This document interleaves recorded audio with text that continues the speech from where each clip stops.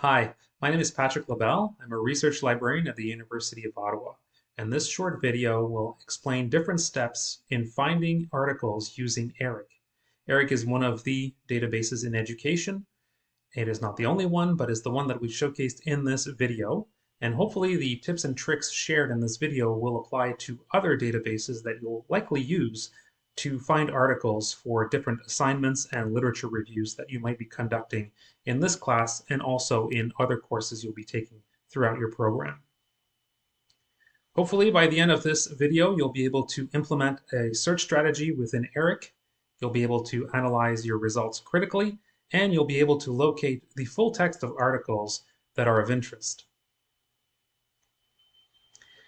ERIC is one of a few databases available in education through the University of Ottawa Library. ERIC indexes education-related research in mostly English language publications. The database is produced by the U.S. Department of Education.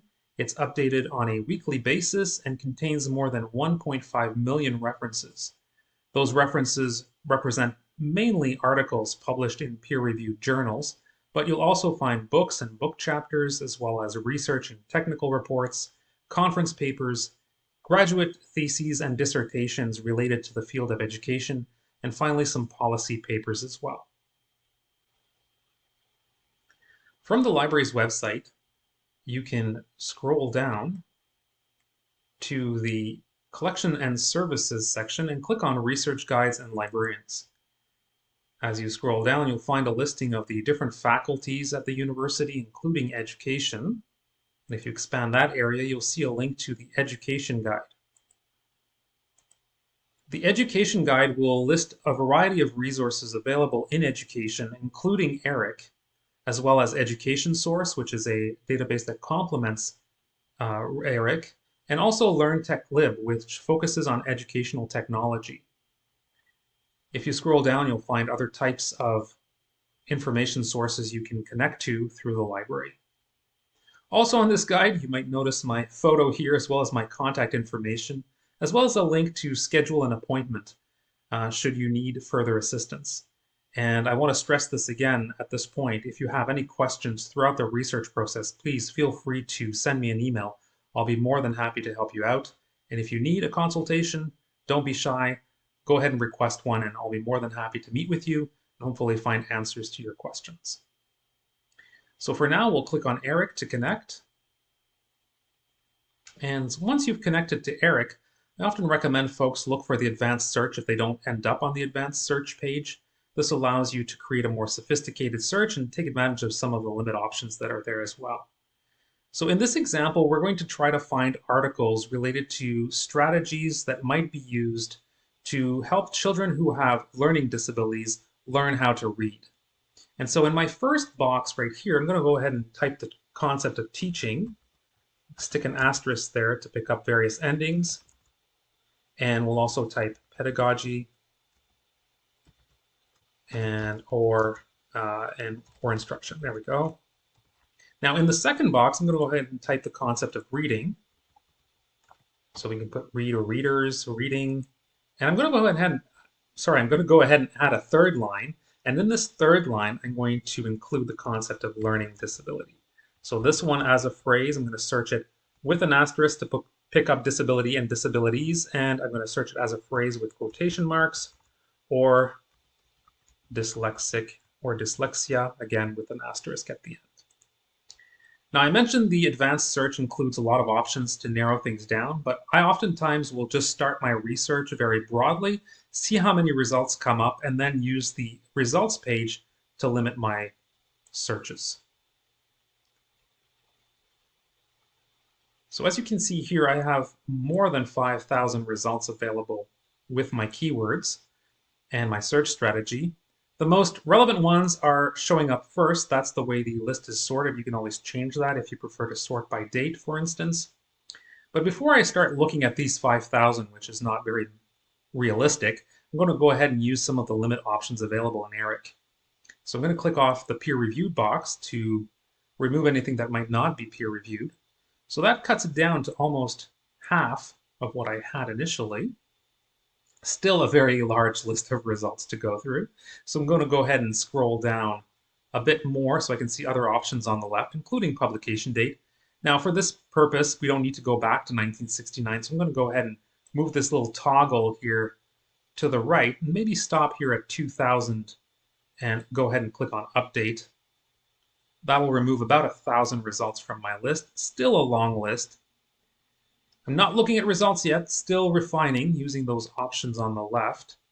Now I can see subject, which might be interesting if I wanted to expand this. I'll just show you very quickly that I can search exclusively on articles that have been labeled as dealing with learning disability or reading instruction or difficulties or teaching methods. And I can expand that to open up a different box and select some options from there as well. And I can also, and this is the one I like in ERIC, is called Education Level. And I'm just going to expand that section here, and I'm actually going to click on the More button.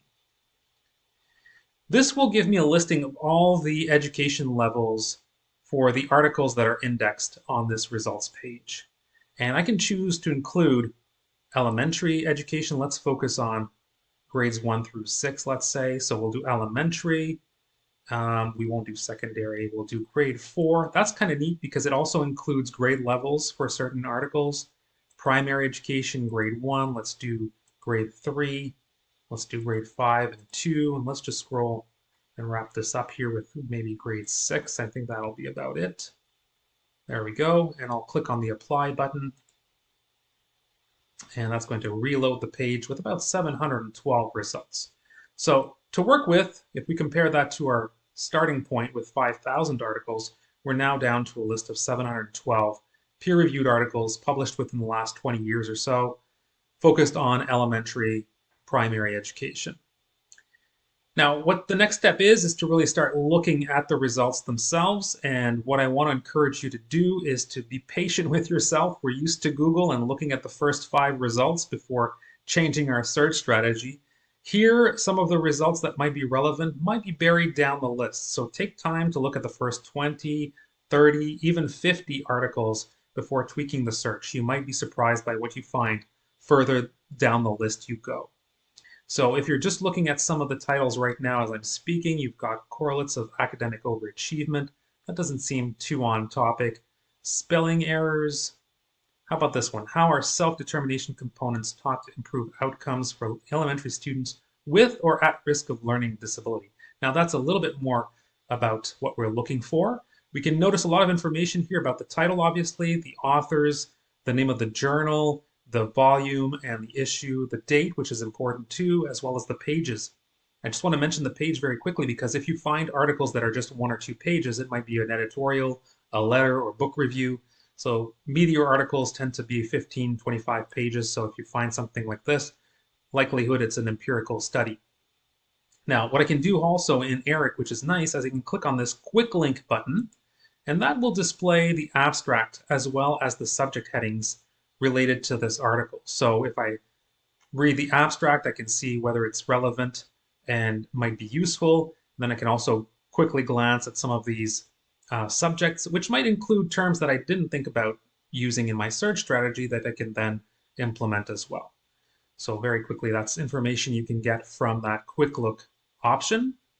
Now, if this article is of interest, I should say that most articles in ERIC are not available. It's only going to index the abstract. Now, if I just scroll back up number 2 here, we can see a link to the full text, but that's not usually the case. Most oftentimes, we're going to find a link that says Get Full Text, or we're going to see this U Ottawa button, which is Afficher Get It. And if you click on this button, it's going to open up a new window. And in this new window, it's going to bring us to Omni. And 3 things can happen when you click on that link. One, it's going to direct you to the article itself. So it's going to bypass Omni and go directly to the full article online if we have access to that journal. If we have access to that journal in multiple locations, this is what we're seeing on the screen now. We can see here that we have access in these 3 different locations for full text availability. So I can go ahead and click on any of these, and in theory, they should lead me to the article itself. So we're going to give that a second to load up. And now I'm in this particular article, and I can actually download the PDF and have and store it and read it later if I find it relevant. So that's the second thing that can happen. The third thing that can happen when you click on that affiche get it link, you get to Omni and it tells you that we don't have it. So that could be an option as well. We don't have everything in our collection. So if that does happen, we have a service that's free of charge that's called Interlibrary Loans. You can request articles, books, book chapters, and other types of documents through that service for free. And we will send it to you usually by email within a few business days. So take advantage of that service. If you find an article that really looks like it's relevant, but we don't have access to it, don't despair. You might still have access through that Interlibrary Loans service. So I'm just going to go back to the list of results for a moment. And I know I went through that quickly, but take time, as I mentioned, to scroll through the list and see if you can find anything that might be helpful. The other thing I wanted to show you as a tip for searching in ERIC, this is also applicable in other databases. I'm going to go ahead and click on Modify Search right here. And it's going to bring me back to my search page. And instead of searching anywhere, which is the default here, I'm going to go ahead and search in the title of the article or the result. So I'm going to do that for reading, and I'm going to do that for learning disability or dyslexia.